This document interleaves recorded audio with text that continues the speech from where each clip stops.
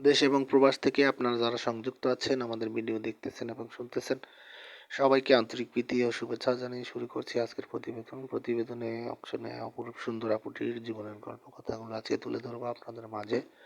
কেন এসেছে প্রতিবেদনে বিস্তারিত আলোচনা থাকছে। আপুটি দেখতে খুবই চমৎকার, ওনার গায়ের রং ফর্সা, উচ্চতা 5 ফুট 4 ইঞ্চি লম্বা, স্বাস্থ্য ভালো।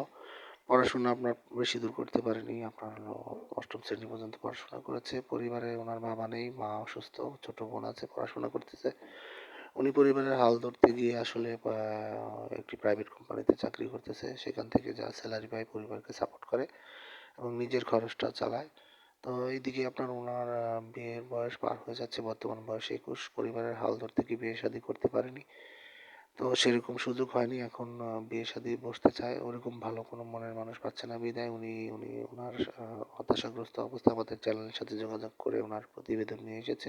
কোনো সহযোগিতা চায় না, ভালো একজন মনের মানুষ খুঁজতেছে।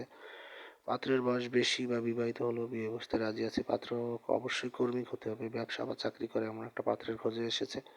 এবং আপনারা যারা যারা এই ধরনের অসহায় পাত্রীকে যৌতুকবিহীনভাবে জীবনসঙ্গী করতে চান, তো স্ক্রিনে দেওয়া নাম্বার আছে, ওনার সাথে কথা বলে দেখতে পারেন। নাম, ঠিকানা, ডিটেলস সব কিছু ওনার মুখ থেকে জেনে সম্পর্ক তৈরি করতে পারেন। আর আমাদের চ্যানেলের আরও ভালো ভালো ভিডিও পেতে চাইলে আমাদের চ্যানেলকে সাপোর্ট করুন। প্রত্যেকটি ভিডিওতে একটি করে লাইক, কমেন্ট, শেয়ার করুন। চ্যানেলটিকে সাবস্ক্রাইব করে রাখুন, পাশে থাকুন। সেই প্রত্যাশা আজকের মতো এখানে বিদায় নিচ্ছি। সবাই ভালো থাকুন, সুস্থ থাকুন, স্বপ্নের ছোঁয়া চ্যানেলের সাথে থাকুন। আসসালামু আলাইকুম।